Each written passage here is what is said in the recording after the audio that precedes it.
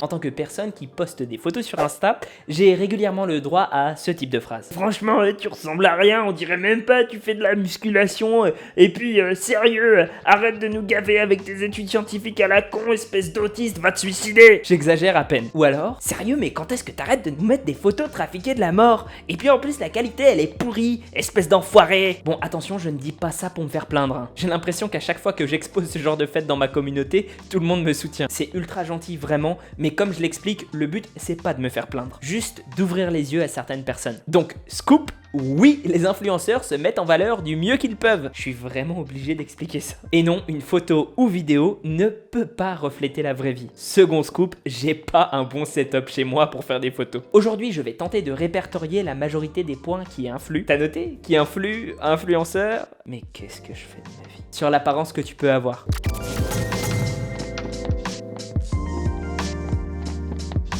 Premier point, la lumière. Une lumière qui vient du haut, d'une source unique dans une pièce qui est plongée dans le noir, ça sublime tout. Ouais, parce qu'en fait, le relief de tes muscles ressort mieux, il y a une petite ombre qui se projette aux bons endroits et tu as l'impression que tu es beaucoup plus sec qu'en réalité. L'inverse de cette lumière-là, contrairement à ce qu'on pourrait penser au premier abord, c'est pas une lumière qui vient du bas, parce que finalement, ça fait aussi ressortir tes reliefs, juste d'une autre façon.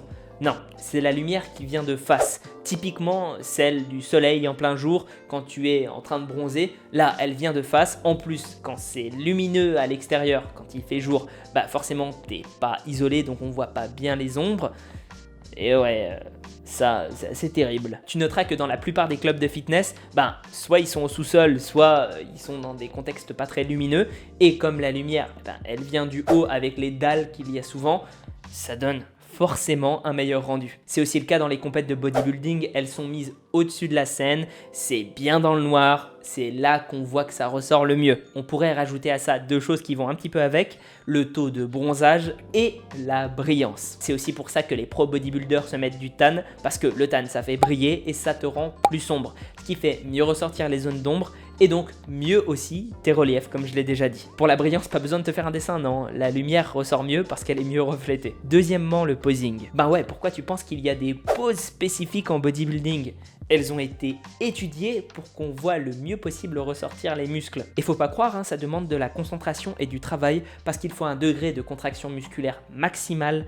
Et en plus de ça, il faut le tenir longtemps, particulièrement sur les shows de bodybuilding. Bon, sur Insta, il s'agit surtout le plus souvent d'arriver à bien contracter sans faire bouger son téléphone en même temps qu'on prend la photo. Troisièmement, les habits, ou le fait d'être habillé ou non. Et là, tu pourrais te dire, mais où est-ce que tu veux nous emmener? Quand t'es habillé, on voit pas tes muscles.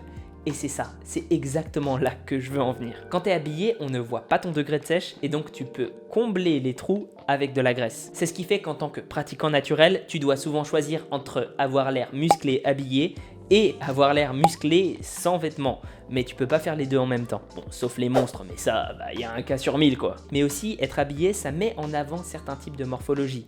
Par exemple, ceux qui ont des coups, des trapèzes, des avant-bras et des mollets développés, ils vont avoir l'air super massifs. C'est Gun Deal qui en parlait et aussi Greg Knuckles dans un de ses podcasts récemment. Stallone, quand on le voit, on a l'impression qu'il est super stock justement parce qu'il a des gros trapèzes et des gros avant-bras. Mais finalement, à côté de ça, il est stock, juste pas ultra stock. Quatrièmement, le cadre. Ça, c'est particulièrement vrai sur Insta et t'en as pas forcément conscience. Mais quand la personne se prend en contre-plongée, on a l'impression qu'elle est plus massive. Quand elle se prend en plongée, moi par exemple, je sais que mes pectoraux ressortent mieux. Je pourrais pas te dire pourquoi, mais je vois que c'est le cas. Et si tu prends la photo et que tu recadres bien pour couvrir la majorité de l'espace avec ton corps, on a l'impression que tu es plus massif que ce que tu peux l'être réellement. Le cadre, ça peut aussi être quelque chose qui pallie bien au prochain point si jamais il n'est pas tip top. J'ai nommé 5. La distance focale. Je crois que ça s'appelle la distance focale d'ailleurs. Si c'est pas le cas, je corrigerai. C'est un truc sur ton objectif d'appareil photo ou de vidéo, c'est pareil.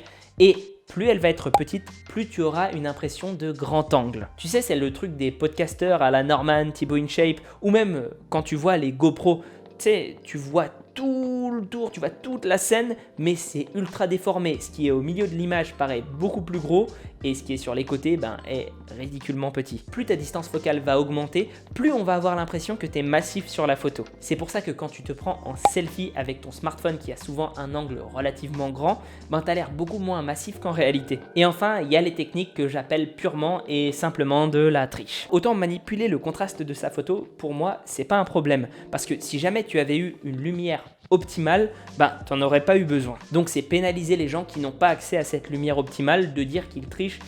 Pour moi, vraiment, encore une fois, je me répète, c'est pas le cas. Mais par exemple, si tu élargis l'image, là, c'est déjà plus complexe.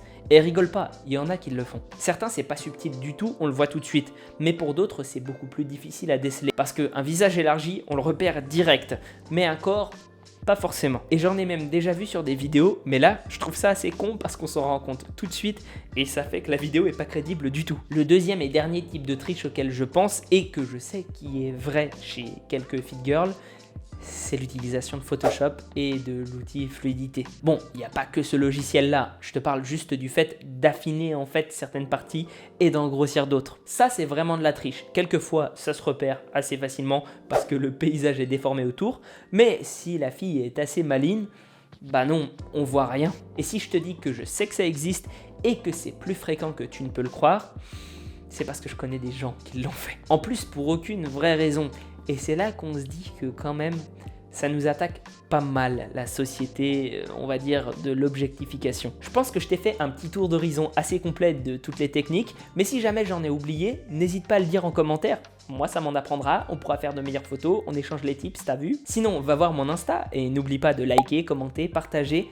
N'hésite pas à aller voir mon Utip et mon Tipeee si tu penses que mes vidéos, elles en valent le coup. Parce que si tu m'aides, je peux en faire d'autres et c'est cool. Va sur le Discord si jamais tu veux discuter avec la communauté. On est sympa et on peut t'aider. Et sur ce, prends soin de toi et à la prochaine. À quoi ça sert de faire de la muscu si tu sais pas te mettre en valeur ?